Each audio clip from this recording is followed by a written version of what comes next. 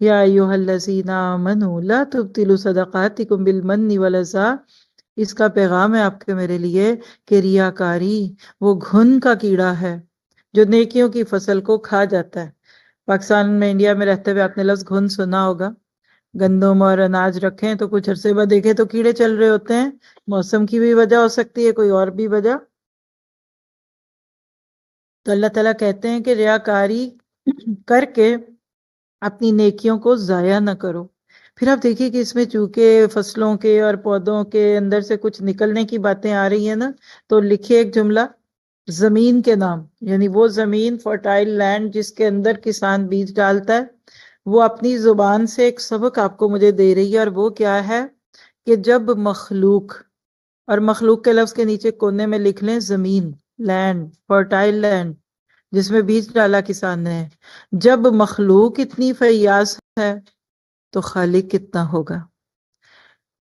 ایک بیج سے 700 نہیں، 7,000 نہیں، 70,000 اور انفینٹ تک پہنچنا کیا بتا رہا ہے کہ وہ مالک قیامت کے دن جب تمہیں تمہارے اعمال کے بدلے دے گا، تم یقین ہی نہیں کرو گے، تم مانو گے ہی نہیں کہ میرے پاس تو اتنے پیسے دنیا میں تھے ہی نہیں، میں نے تو کبھی اتنے دیکھے ہی نہیں.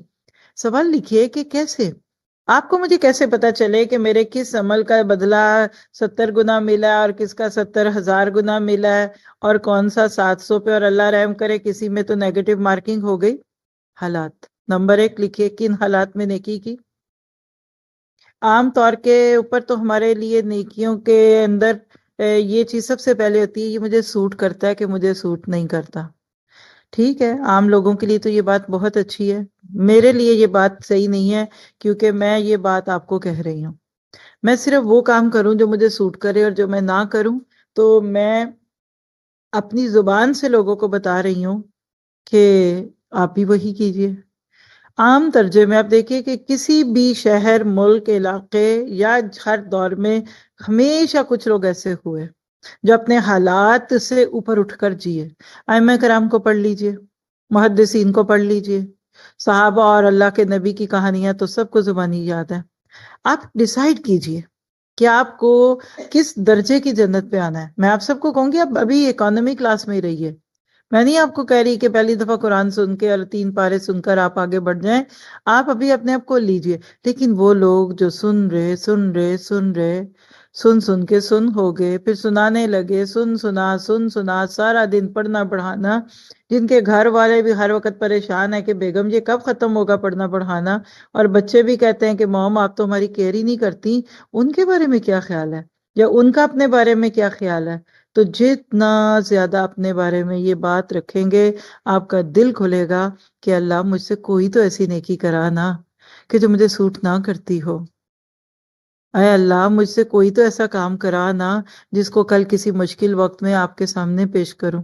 آپ میں سے بہت سارے ساتھیوں نے وہ غار والوں کا واقعہ سنا ہوگا.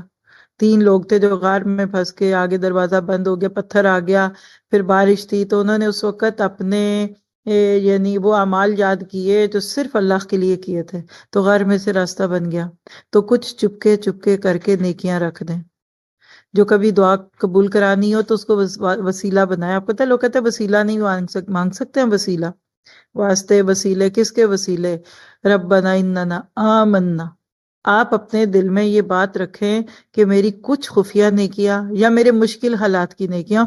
اس پہ اکثر ایک جملہ دیتی ہوں، ادھر نہیں لکھا سکی، ابھی لکھنا چاہے تو لکھ لیں آپ لوگ خود بھی.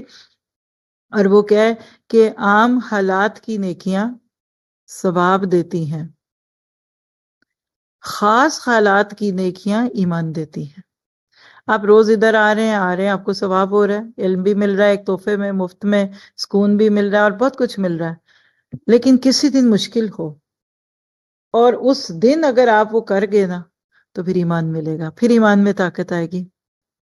تو لکھیے، ایمان کی طاقت کیسے ملتی ہے؟